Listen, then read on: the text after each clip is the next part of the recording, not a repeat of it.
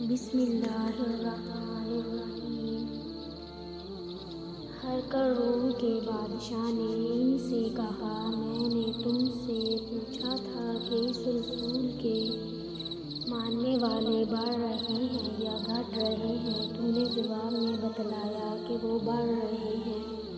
ٹھیک ہے، ایمان کا یہی حال رہتا ہے یہاں تک کہ وہ پورا ہو جائے۔ اور میں نے تجھ سے پوچھا تھا کہ کوئی اس کے دین میں آ کر پھر اس کو برا جان کر پھر جاتا ہے؟ تو نے کہا نہیں، اور ایمان کا یہی حال ہے، جب اس کی خوشی دل میں سما جاتی ہے تو پھر اس کو کوئی برا نہیں سمجھ سکتا۔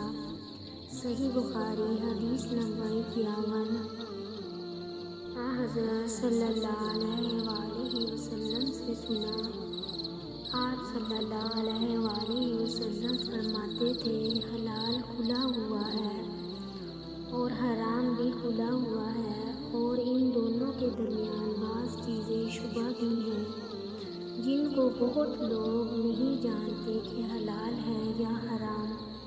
پھر جو کوئی شبہ کی چیزوں سے بھی بچ گیا، اس نے اپنے دین اور عزت کو بچا لیا، اور جو ان شبہ کی چیزوں میں پڑ گیا، اس کی مثال اس چرواہے کی ہے جو شاہی محفوظ چراگاہ کے آس پاس اپنے جانوروں کو چرائے۔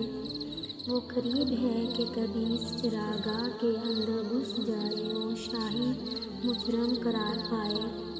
سن لو، ہر بادشاہ کی ایک چراگاہ ہوتی ہے، اللہ کی چراگاہ اس کی زمین پر حرام چیزیں ہیں، بس ان سے بچو۔ اور سن لو، بدن میں ایک گوشت کا ٹکڑا ہے، جب وہ درست ہوگا سارا بدن درست ہوگا، اور جہاں بگڑا سارا بدن بگڑ گیا۔ سن لو، وہ ٹکڑا آدمی کا دل ہے۔ صحیح بخاری حدیث نمبر 52۔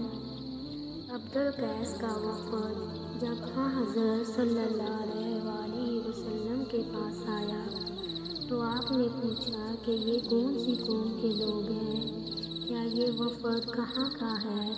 انہوں نے کہا کہ ربیعہ خاندان کے لوگ ہیں۔ آپ صلی اللہ علیہ وآلہ وسلم نے فرمایا، مرحبا، اس قوم کو یا اس وفد کو نہ ذلیل ہونے والے نہ شرمندہ ہونے والے، یعنی ان کا آنا بہت خوب ہے۔ وہ کہنے لگے، اے اللہ کے رسول، ہم آپ کی خدمت میں صرف ان حرمت والے مہینوں میں آ سکتے ہیں، کیونکہ ہمارے اور آپ کے درمیان مضر کے کافروں کا قبیلہ آباد ہے۔ بس آپ ہم کو ایک ایسی قطعی بات بتلا دیجیے جس کی خبر ہم اپنے پچھلے لوگوں کو بھی کر دیں جو یہاں نہیں آئے، اور اس پر عمل درآمد کر کے ہم جنت میں داخل ہو جائیں۔ اور انہوں نے آپ سے اپنے برتنوں کے بارے میں بھی پوچھا۔ آپ صلی اللہ علیہ وآلہ وسلم نے ان کو 4 باتوں کا حکم دیا۔ وہ 4 قسم کے برتنوں کو استعمال میں لانے سے منع فرمایا۔ ان کو حکم دیا کہ ایک اکیلے خدا پر ایمان لاؤ۔ پھر آپ صلی اللہ علیہ وآلہ وسلم نے پوچھا کہ جانتے ہو ایک اکیلے خدا پر ایمان لانے کا مطلب کیا ہے؟ انہوں نے کہا کہ اللہ اور اس کے رسول ہی کو معلوم ہے۔ آپ نے فرمایا کہ اس بات کی گواہی دینا کہ اللہ کے سوا کوئی معبود نہیں، اور یہ کہ حضرت محمد صلی اللہ علیہ وآلہ وسلم اس کے سچے رسول ہیں، اور نماز قائم کرنا اور زکوٰۃ ادا کرنا اور رمضان کے روزے رکھنا اور مال غنیمت سے جو ملے اس کا 5واں حصہ مسلمانوں کے بیت المال میں داخل کرنا، اور 4 برتنوں کے استعمال سے آپ صلی اللہ علیہ وآلہ وسلم نے ان کو منع فرمایا، سبز لاکھی مرتبان سے اور کدو کے بنائے ہوئے برتن سے، لکڑی کے کھودے ہوئے برتن سے اور روغنی برتن سے، اور فرمایا ان باتوں کو حفظ کر لو اور ان لوگوں کو بھی بتلا دینا جو تم سے پیچھے ہیں اور یہاں نہیں آئے ہیں۔ صحیح بخاری حدیث نمبر 53۔